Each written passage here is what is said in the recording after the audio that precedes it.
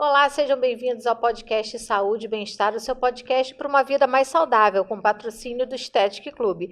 Eu sou Fernanda Santana e toda semana a gente recebe um especialista para trazer informação de qualidade para você. Essa semana estamos recebendo o Dr. Fábio Belas, psicólogo, especialista em saúde mental nas áreas de psicologia clínica e organizacional. Seja muito bem-vindo, Fábio, ao nosso podcast Saúde e Bem-Estar.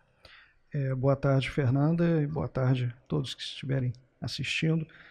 Quero agradecer o convite, dizer que é um prazer poder estar aqui e espero que nós tenhamos um momento produtivo para abordarmos algumas questões pertinentes relativas à saúde mental.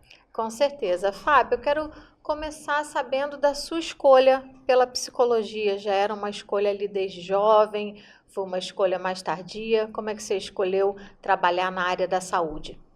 Não foi a minha primeira escolha, né? Inicialmente, a minha formação, eu fiz uma formação em comunicação social, com habilitação em publicidade. Cheguei a atuar no mercado na parte, né, de redação, redator publicitário. Nunca me direcionei muito para a direção de arte, mas fiz também uma especialização em marketing.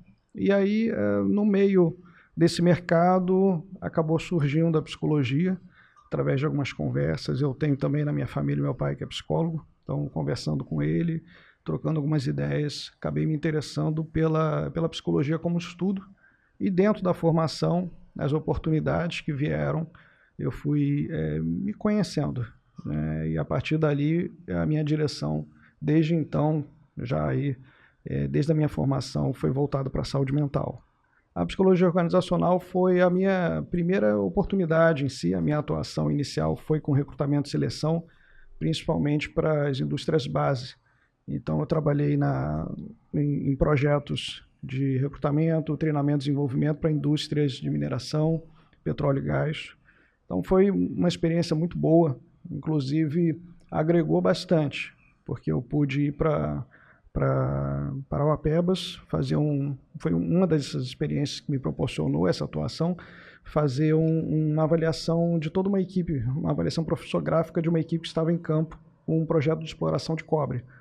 Então foi uma aventura, né? Mas foi muito bom e isso me levou a desenvolver também a minha carreira com testes.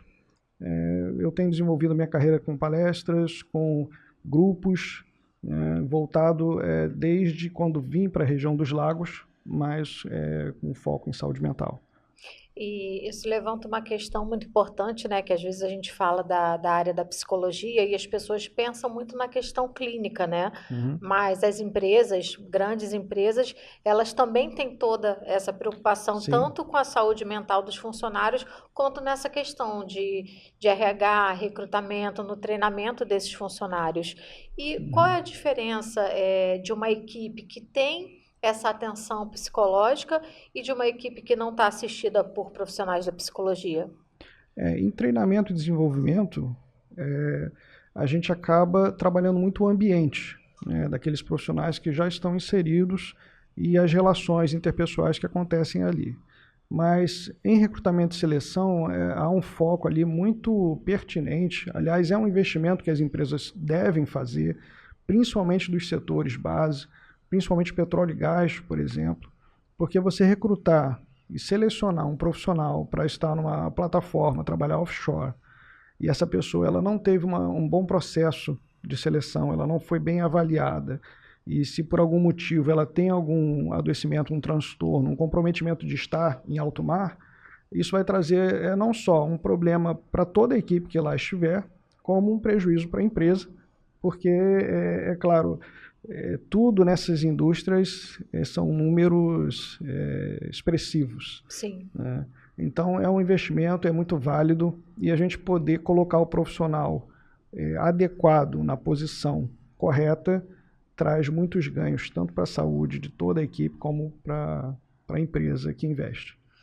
com relação a essa questão do processo seletivo, tanto nessa área como outras áreas também, né? Hoje Em em dia a geral. gente tem visto no mercado, quando você vai fazer uma seleção para uma empresa, equipes de recrutamento, você vê a presença do profissional de psicologia, até para entender aquele funcionário e saber se o próprio funcionário ele se encaixa naquela função, né? Que às vezes a Sim. própria pessoa acha que aquela função é para ele, mas conversando ali o profissional vai entender, não, ó, essa função não é para você, ou eu tenho outra função que se encaixa melhor com o seu perfil, né? O profissional psicólogo, ele consegue ter essa visão.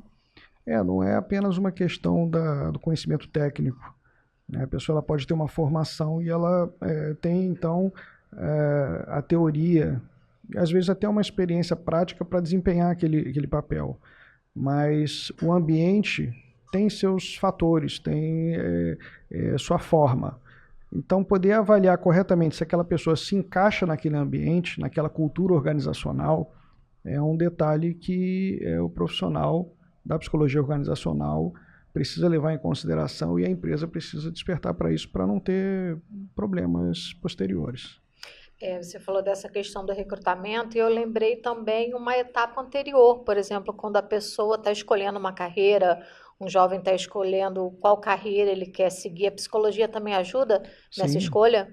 inclusive uma das minhas atuações é com a avaliação de interesses profissionais. É um teste objetivo, né? Nós temos testes psicológicos que eles podem ser chamados projetivos, ou seja, a gente avalia a interpretação, avalia algo para além de uma resposta objetiva concreta. Mas esses testes, por exemplo, ele faz um levantamento dos interesses. É o antigo teste vocacional, né, mais atualizado para o que nós temos hoje em termos de mercado. Então, fazer essa avaliação com turmas do ensino médio, e é o que eu tenho feito aqui na região, traz um ganho também para o estudante na sua escolha mais assertiva. Além de também poder proporcionar a eles, num ambiente clínico, meios para um autoconhecimento que favoreçam e facilite essa escolha profissional também. Fábio, nesse momento a gente está na campanha, né, do Janeiro Branco. Eu queria que você falasse um pouco sobre a importância e os objetivos dessa campanha. A campanha do Janeiro Branco, ela começou em 2014, né, o psicólogo Leonardo Abraão foi quem tomou essa iniciativa, uma campanha nacional, mas é uma campanha que visa conscientizar a população de sua saúde mental, de sua saúde emocional. Se dá em janeiro por ser o início do ano e a cor branca remete a um quadro em branco. Então é como se a pessoa tivesse, através dessa campanha, os meios para refletir sobre o início do ano que ela está vivendo e de que maneira ela vai vivê-lo com uma qualidade de vida, uma saúde mental sob cuidados, preservada. Você acha que hoje em dia as pessoas conseguem ver a importância de cuidar da saúde mental ou você acha que ainda tem muito tabu, que as pessoas ainda estão alheias a essas questões? Nós temos um trabalho, né, que vem sendo desenvolvido por muitos colegas, por frentes, em diversas frentes, dessa conscientização, de chamar a atenção para os cuidados com a saúde mental.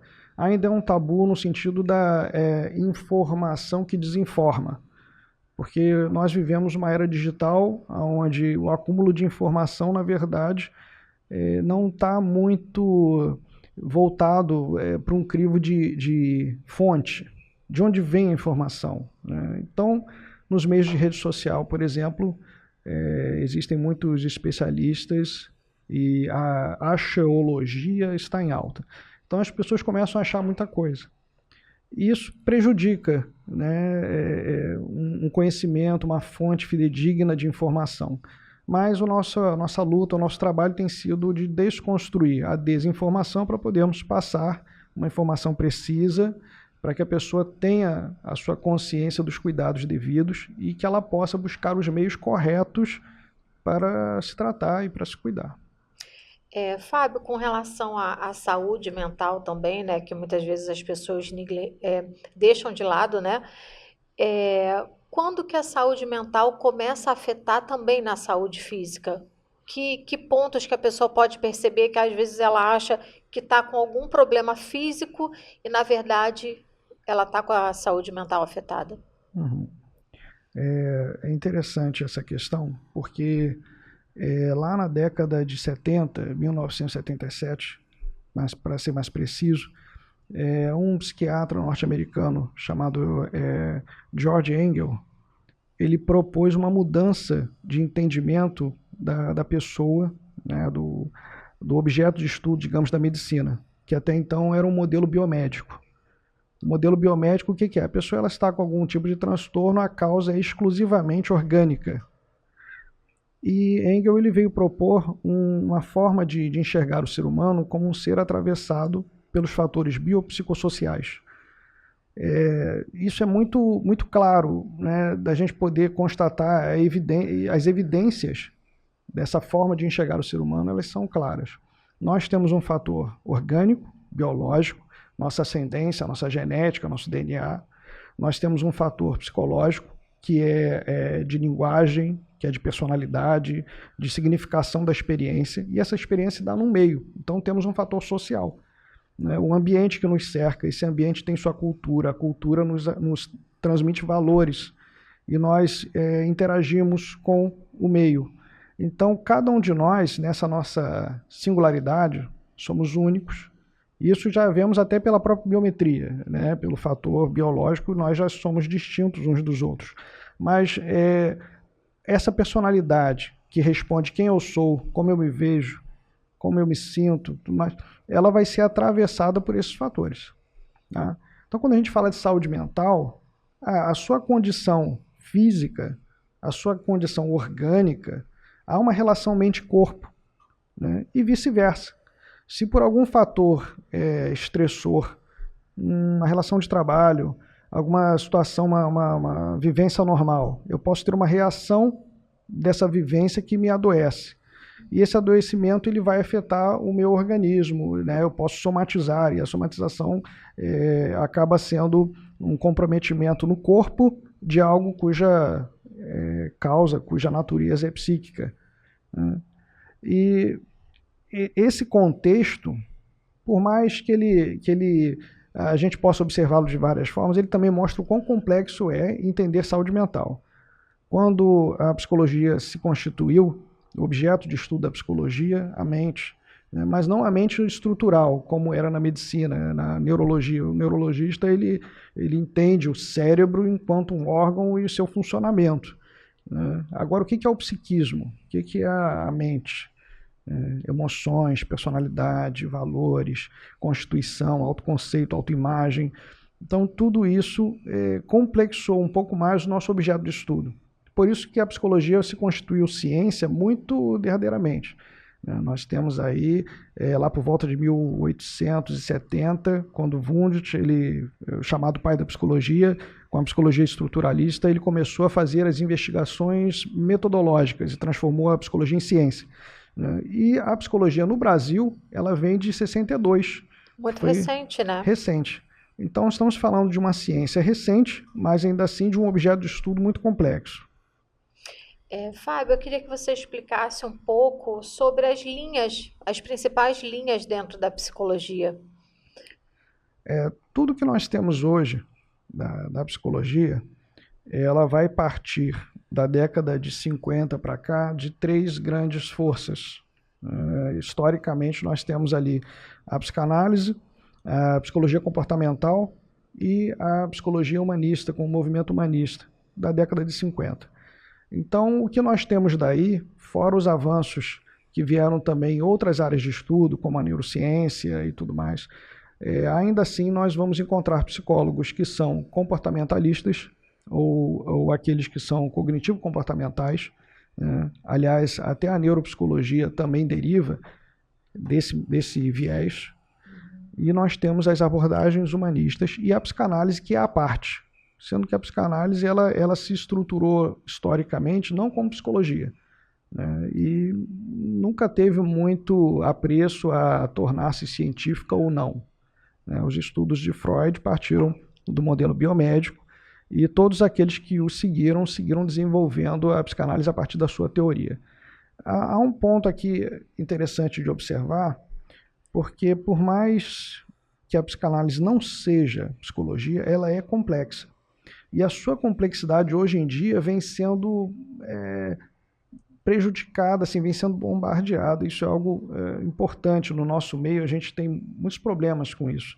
Porque qualquer pessoa hoje pode fazer um curso de 1 mês de psicanálise, digamos, e a partir dali se considera apto a fazer um trabalho com a praxis da psicanálise.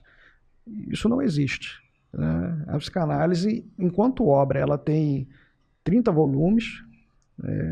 Freud ele revisou a sua teoria em 3 tópicos e não se estuda isso com facilidade. Então, é muito interessante, né? Mas não é algo tão banal como hoje em dia a gente ouve por aí.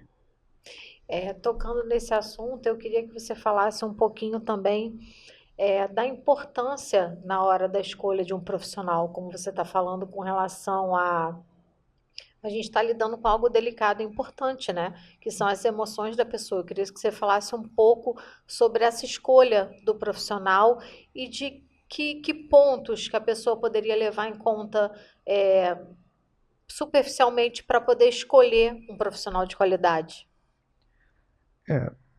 Um profissional de psicologia, primeiramente é importante ver se esse profissional de fato é um psicólogo. Hoje em dia temos, como eu falei, muitas alternativas de um cuidado, de um tratamento clínico, ainda assim feito por pessoas que não têm um conhecimento básico para isso. Então é importante verificar. E em relação às formas de se trabalhar, as abordagens, como a mente, enquanto objeto de estudo, ele é tão complexa a ponto de termos várias frentes, como eu falei, dessas 3 forças nós derivamos aí muitas formas de se trabalhar, muitas ferramentas de trabalho. Eu costumo dizer que não existe uma que seja plena, né? Não é a ferramenta em si quem faz a obra, mas a competência daquele que a utiliza. Então isso é algo importante para considerarmos. Porque às vezes o que nós ouvimos hoje com essa quantidade de informação questionável é de que apenas a abordagem comportamental serve, ou apenas a abordagem da psicanálise, do humanista. Não. Qualquer ferramenta em boas mãos vai ser útil. Eu gosto muito de uma frase de Jung, que ele não foi um dissidente da psicanálise, mas ele era contemporâneo de Freud.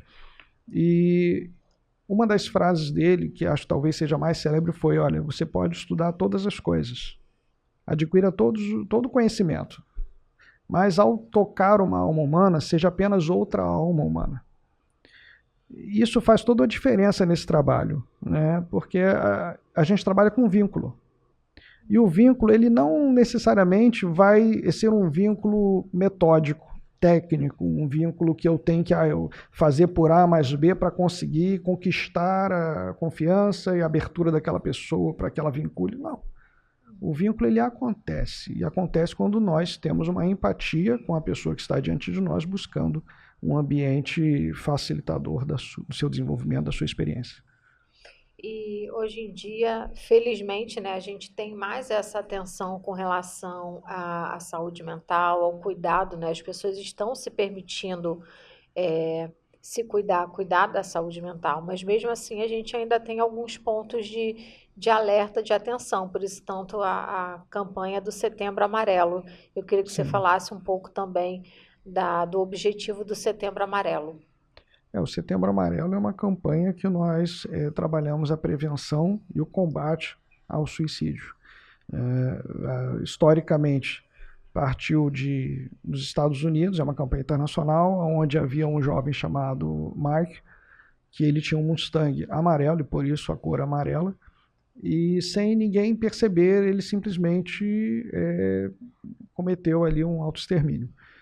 Quando isso acontece, há todo um movimento de campanha para que as pessoas elas comecem a falar sobre o assunto, para que elas busquem um suporte, né, para que elas não guardem para si aquilo que talvez esteja sendo difícil demais para elas e que então elas busquem ajuda antes de fazerem qualquer tentativa.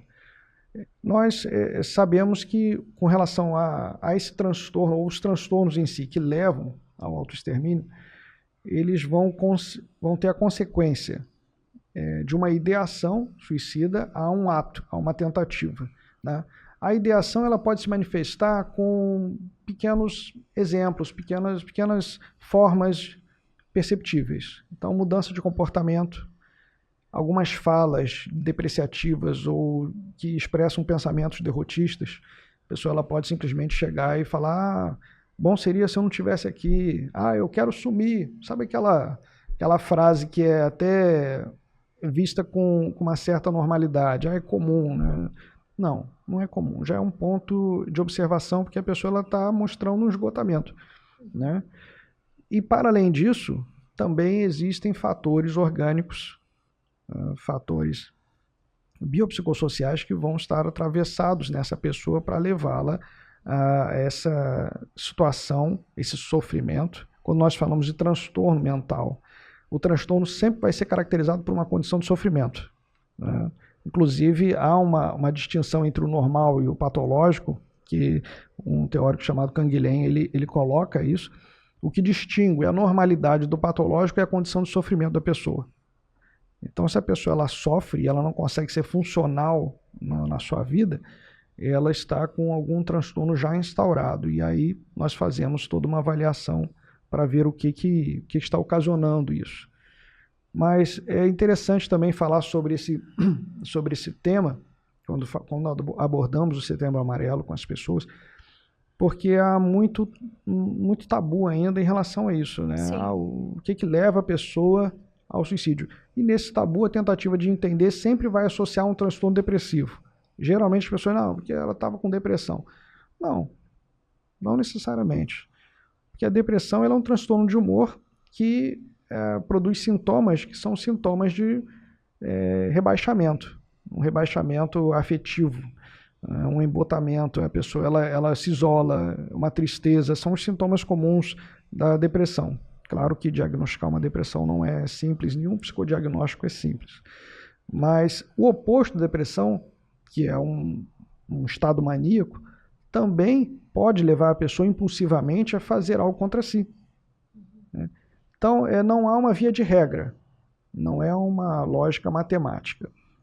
O importante é observar o que leva a pessoa, no seu comportamento, na sua fala ou naquilo que ela demonstra, poder estar pedindo ali um socorro, estar adoecida e isso não ser percebido por quem está ao seu redor, né? Culturalmente também nós temos alguns aspectos aí que são importantes de serem considerados. Falando de cultura, o social, falamos de família. A nossa primeira cultura é a nossa família.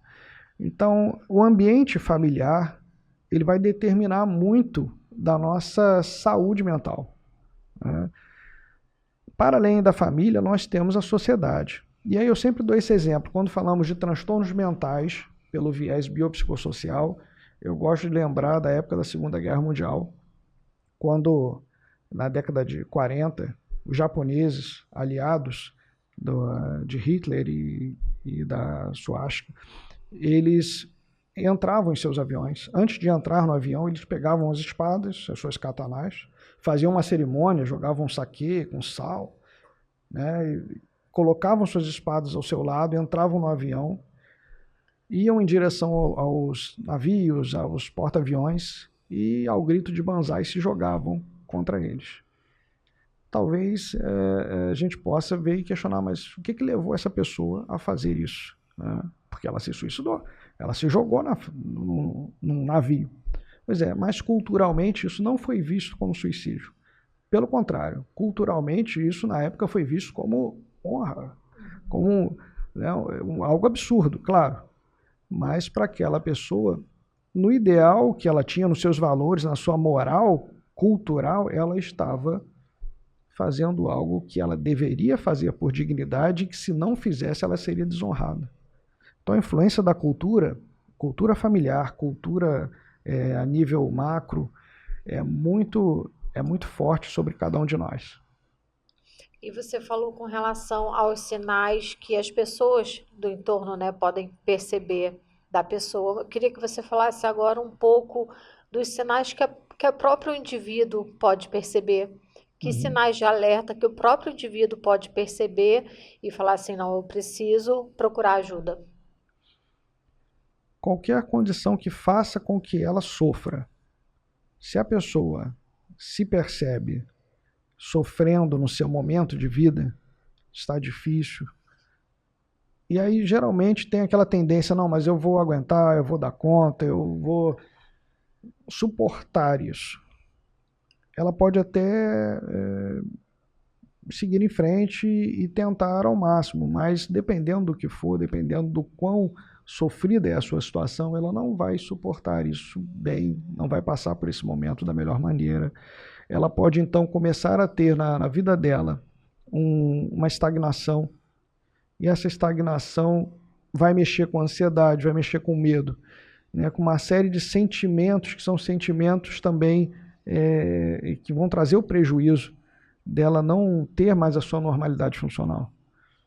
Então, qualquer tipo de sentimento, de pensamento, ou de momento que a pessoa está vivendo, que ela perceba estar sofrendo e se fazendo de forte, é importante que ela admita com humildade que não, eu preciso buscar um cuidado. Às vezes não é fácil enxergar isso. Às vezes é necessário que alguém do contexto aponte para ela. Um exemplo, casos do próprio transtorno depressivo. Os sintomas comuns, a pessoa ela se isola, ela começa a não cuidar mais da higiene, ela não se alimenta, perde peso, ela tem falas que são quase monossilábicas, ela não tem mais investimentos. Então, quando ela faz isso, talvez ela não perceba o que está fazendo, porque ela vai se isolando. Ela está dentro do quarto, no mundinho dela. E pode ser que isso seja compreendido apenas como uma tristeza, sendo que tristeza e um transtorno de humor depressivo são coisas distintas. Eu posso estar triste não tendo uma depressão, mas se eu estou deprimido, momentos de tristeza provavelmente vão aparecer também. Então, quem está de fora tem que apontar. Falar, olha, você está diferente, você está perdendo peso, você não está se cuidando. Eu estou vendo que você está ficando isolado no quarto, estou vendo que você não está mais ativo como antes, seu comportamento, sua fala. Isso é importante de ser apontado. E é importante também de ser compreendido como um transtorno em saúde mental. Essa pessoa ela está acometida de uma doença. Tá? E esse transtorno ele precisa de tratamento. Esse tratamento é um tratamento que muitas das vezes vai vir pelo viés químico, porque ela precisa estabilizar os seus neurotransmissores, porque ela está com a dopamina, enfim, ela está com seu prazer, né, o seu funcionamento cerebral está prejudicado quimicamente.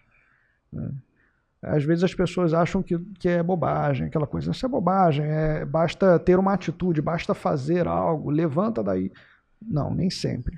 Né? Os casos moderados e severos são casos que a pessoa ela vai precisar de um suporte medicamentoso para poder dar aquela levantada inicial. E, Fábio, muitas vezes as pessoas, né, quando fala com relação ao remédio, as pessoas têm o medo de começar a tomar remédio e não conseguir parar. As pessoas têm o medo do preconceito de ir no psiquiatra e tomar remédio. Sim. Como que a pessoa pode lidar para poder entender essa importância do remédio, né, da forma certa nesse processo de cura? Eu gosto de ilustrar a relação do remédio da seguinte forma. Inclusive, as pessoas geralmente, quando falam de medicação, falam também de neurologia, psiquiatria, psicologia, e às vezes misturam aí as coisas. Está com um transtorno X, eu vou no neurologista, mas não é essa a indicação. Enfim, ainda assim, o nosso corpo é como uma máquina. Né? Esses aspectos biopsicossociais, o orgânico, o aspecto biológico é como uma máquina. E essa máquina eu comparo a um carro. Imagina um carro. Então o carro você tem toda uma estrutura física dele. Tem um motor, né? Tem ali tudo que está interligado para aquele motor girar e funcionar.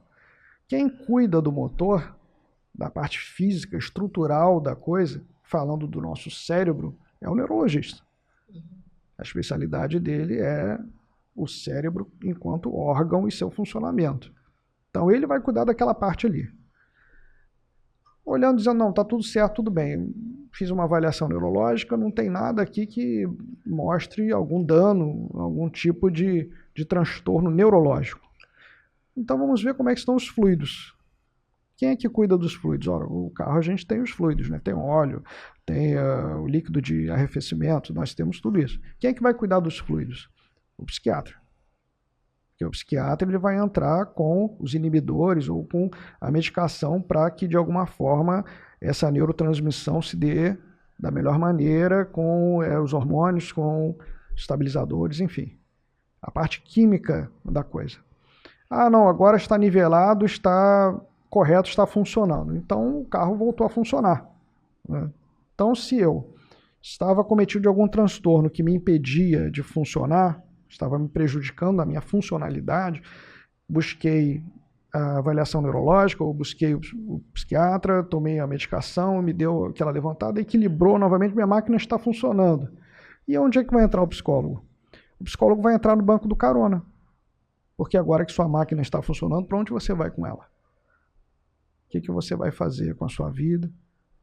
Né? E no caminho que a gente percorre, tem alguém ali que está tendo essa troca conosco, do qual eu posso falar, olha, eu gostei de estar aqui, eu não gostei de estar aqui, esse caminho não é o meu. Olha, aquilo que eu vi ali me pareceu assim, e pensar junto, né? Então eu gosto dessa ilustração, porque ela distingue o que cada um faz, para que não haja confusão de trocar. Às vezes a pessoa precisa de uma boa psicoterapia e vai buscar apenas um remédio, porque o remédio cura, porque a ideia ainda é um modelo biomédico. O modelo biomédico ele não existe mais. Ah, eu estou passando por isso, é só tomar um remédio que eu vou ficar 100%. Talvez não. Entre altos e baixos, a nossa vida ela vai sendo vivida com qualidade, da melhor maneira. Porque a vida é composta. Em psicologia, nós não falamos de cura. Não existe cura. Ah, a saúde mental tem cura? Não. Eu vou curar o quê? Eu estou falando de funcionamento. Temos momentos e momentos. Temos altos e baixos. Talvez por um momento eu não precise de psicoterapia porque eu estou vivendo um ponto de equilíbrio na minha vida. Ótimo. Mas se alguma coisa acontecer que eu precisar de um suporte de alguém que me facilite a minha percepção, a minha compreensão do que eu estou vivendo, então eu tenho que recorrer, chamar aquele carona de novo e colocar no banco ao lado. Fábio, eu queria que você falasse um pouco sobre a questão do homem. O homem está se permitindo cuidar mais da saúde mental? O homem tem se permitido falar mais de emoção? Bom, ainda é um exercício que nas campanhas a gente vem buscando alcançar um resultado melhor. Claro que em comparação ao que tínhamos antes, até pela abordagem de alguns temas, já alcançamos uma relativização do que até então era um preconceito, né? A discriminação em relação aos cuidados de saúde mental, isso vem de época. Mas quanto a ir buscar os cuidados, temos sim um aumento, mas ainda assim com uma perspectiva que eu percebo ainda muito comum desse modelo biomédico. Eu quero algo agora que resolva. E numa proposta de psicoterapia, não é essa a questão. Porque às vezes nós precisamos, nessa história de vida da pessoa, ver de que forma ela se estruturou para ver aonde está o seu sofrimento e levar ela, através desse ambiente clínico, ter os meios para repensar, ressignificar algumas coisas na sua vida. Isso pode levar um tempo. Pode ser que a gente consiga em pouco tempo. Pode ser que a gente consiga em algum tempo mais delongado. E pode ser até que a pessoa passe a vida toda nessa busca. Fábio, e com relação aos adolescentes e crianças, tem aumentado essa preocupação também do acompanhamento de adolescentes e crianças com psicólogo? Sim, depois desse período da pandemia, nós tivemos o aumento de casos de ansiedade expressivo, principalmente entre adolescentes. Crianças até uma certa faixa etária. Realmente foi um período atípico, e é interessante também, porque sempre que alguém busca uma psicoterapia, alguém busca um cuidado em saúde mental, eu posso dizer 100%. De alguma maneira, o que foi constatado foi a perda do controle. O que leva alguém, mesmo que em sofrimento, à clínica é perceber que as coisas não saíram como ela esperava.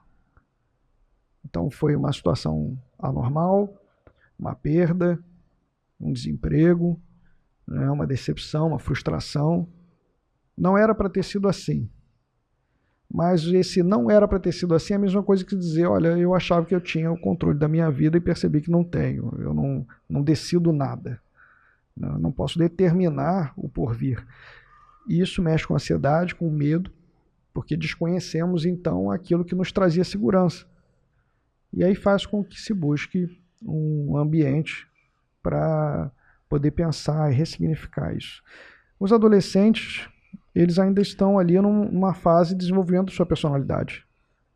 E sob essa influência desses 2 anos que tivemos, onde as incertezas foram evidências, né, nítidas, isso desorganizou muito, desestruturou muito para eles aquilo que até então estava certo. Por isso houve uma busca maior em relação a esses cuidados.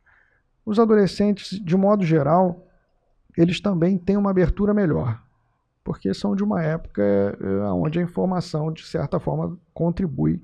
Uma geração que talvez se permita mais, né? Sim, também. Por um lado, o benefício de uma era digital onde a informação está acessível é poder, em meio às possíveis qualidades da informação, manter-se pelo menos consciente da necessidade de seus cuidados.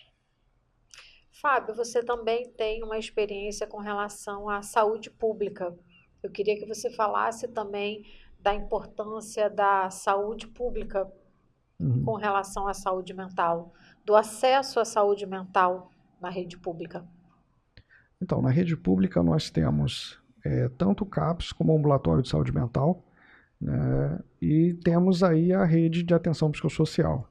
Então, o acesso é um acesso que ele está bem caracterizado.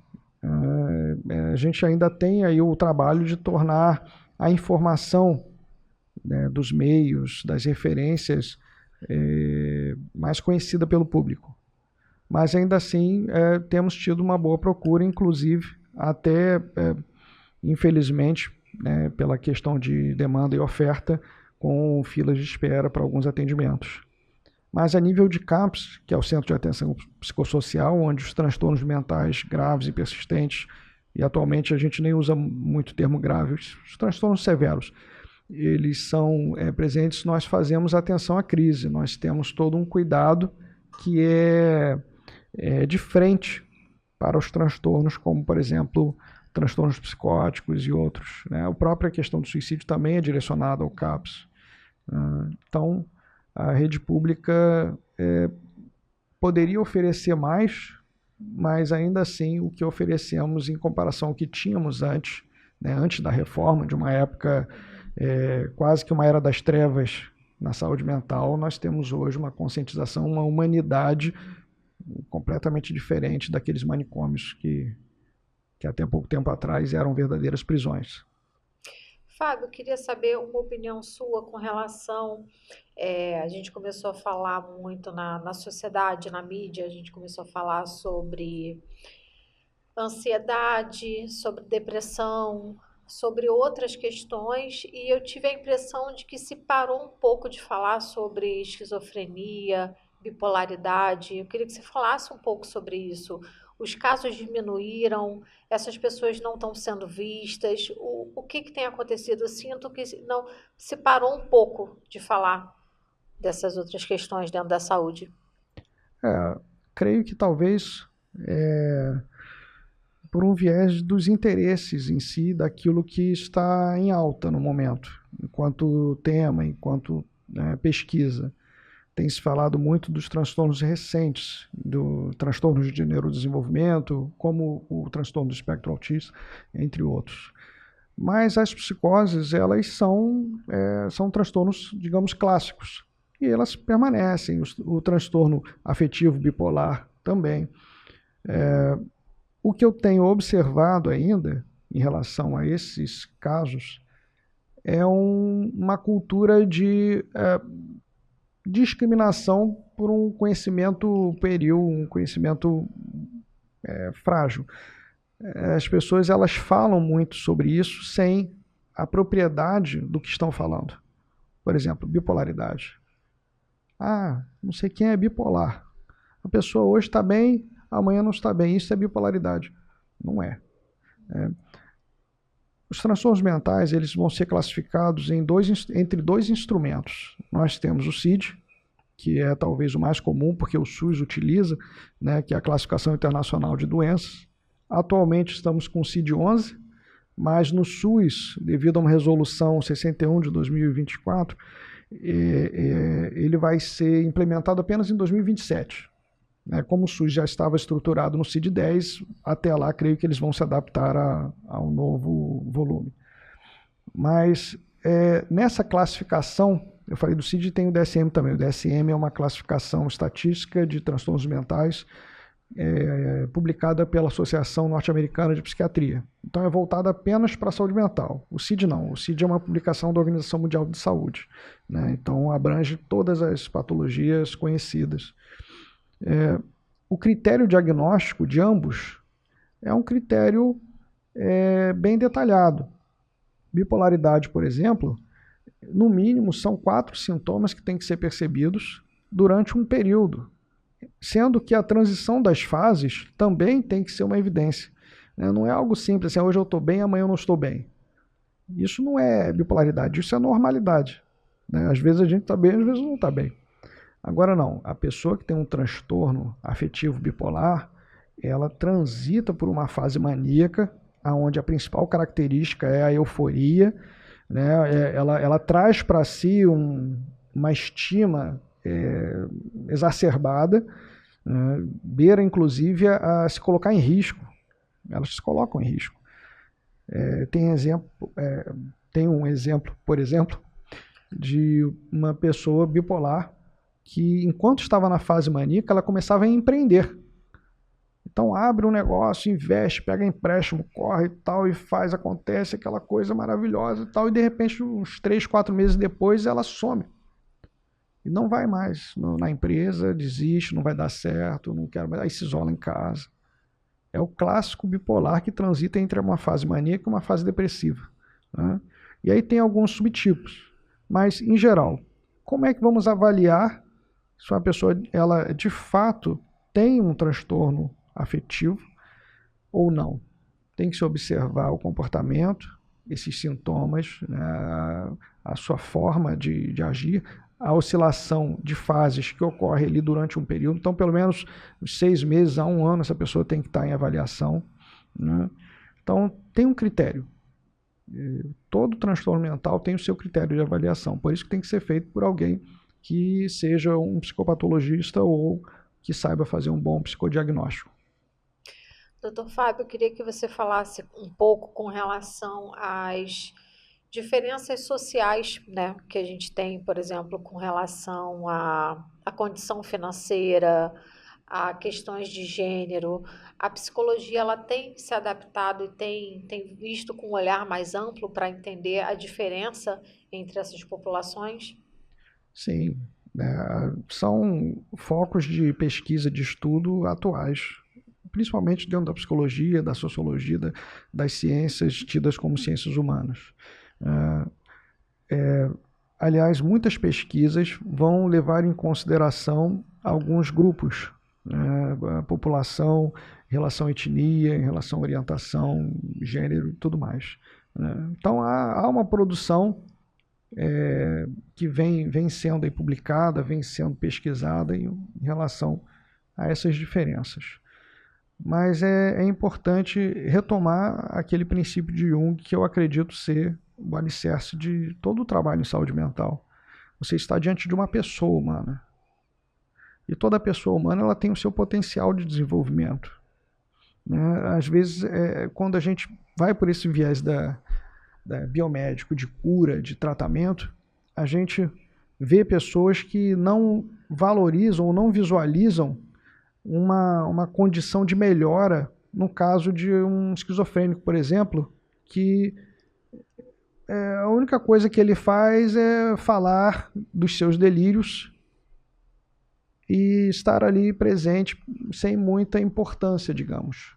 Para quem vê de fora, parece que não há nenhum ganho em se dar um tempo a essa pessoa.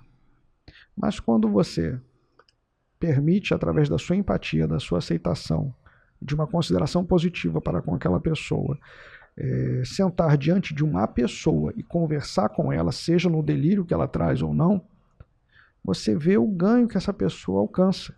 Isso é muito interessante. Eu vou dar um exemplo.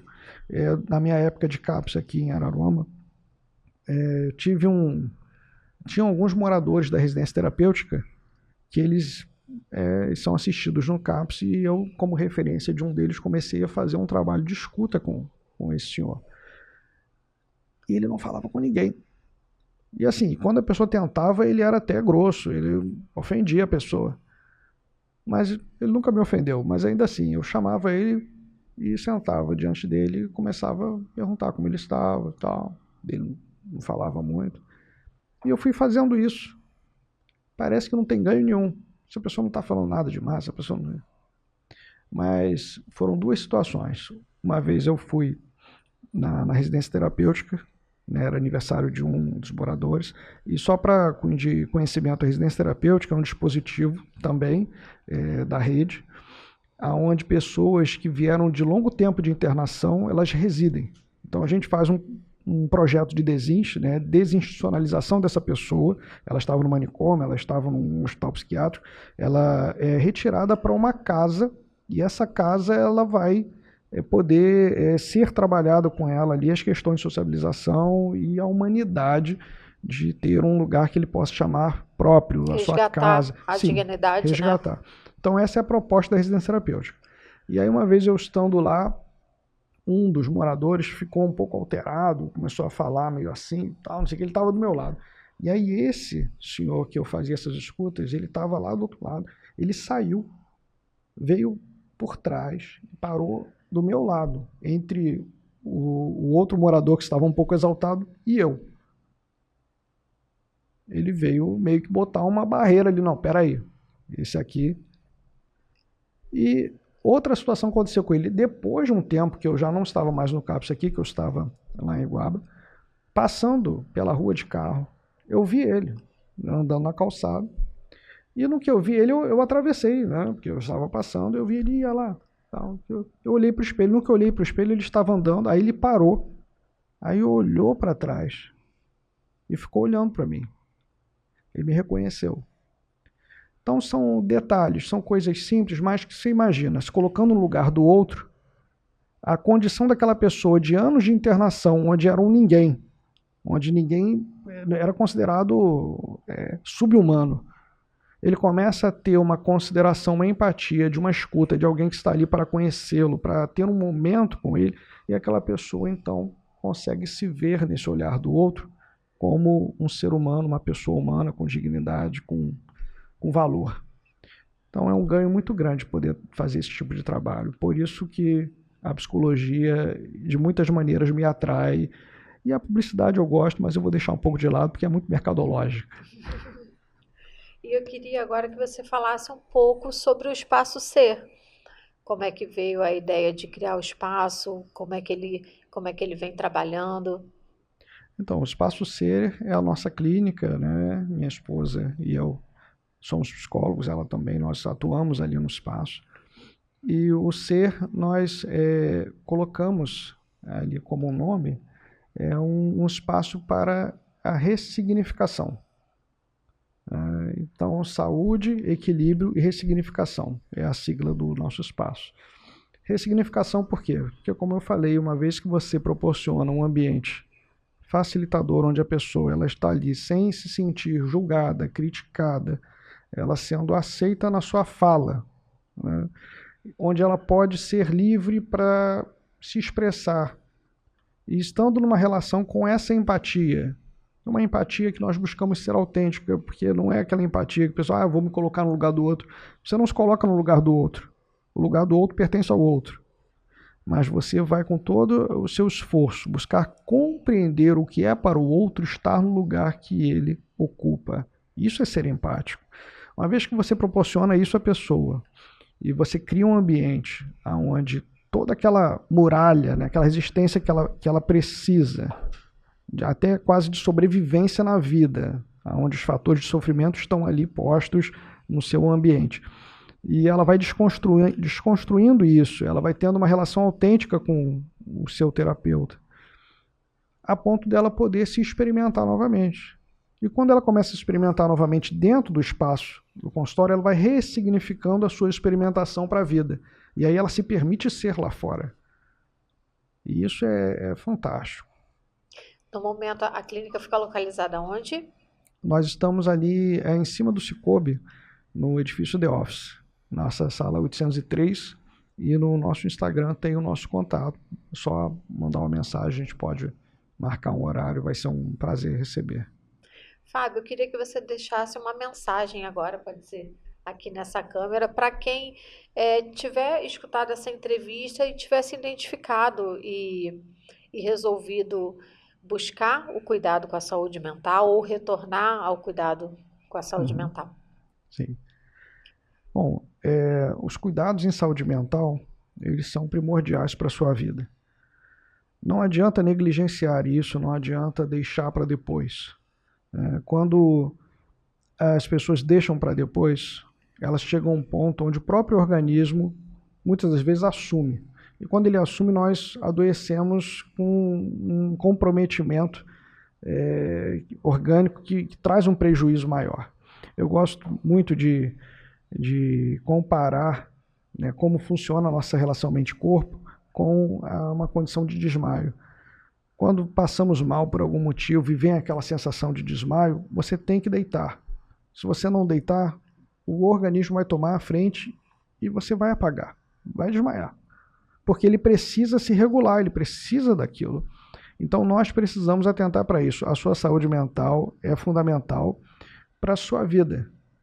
Não adianta deixar para depois, não adianta se ocupar com o trabalho, o estresse, uma série de atividades e rotinas que vão esgotando a ponto de depois você automaticamente ter que parar porque adoeceu e foi para um hospital. Não é isso que nós queremos que aconteça. Então, dê o espaço para a sua qualidade de vida, dê o espaço para o lazer, dê o espaço para si mesmo, para poder rever na sua história aquilo que lhe traz, de alguma forma, um sofrimento que está te impedindo de prosseguir. E cuide disso, porque, acima de tudo, quem tem que fazer por você é você mesmo. Então, esse é o recado que eu gostaria de deixar. Quero muito agradecer a sua participação no nosso podcast Saúde e Bem-Estar, parabenizar pela sua trajetória e pelo seu trabalho. Esse trabalho tão importante de cuidado com a saúde mental das pessoas e deixar esse alerta para você que está assistindo essa entrevista, que se identificou com um desses temas, para você também buscar ajuda. A gente está no Janeiro Branco, então fica o nosso recado para conscientização e essa importância. E fiquem ligados que toda semana tem episódio novo do podcast Saúde e Bem-Estar com patrocínio da Aesthetic Club, @Nova Aesthetic Club Academia. Até o próximo episódio.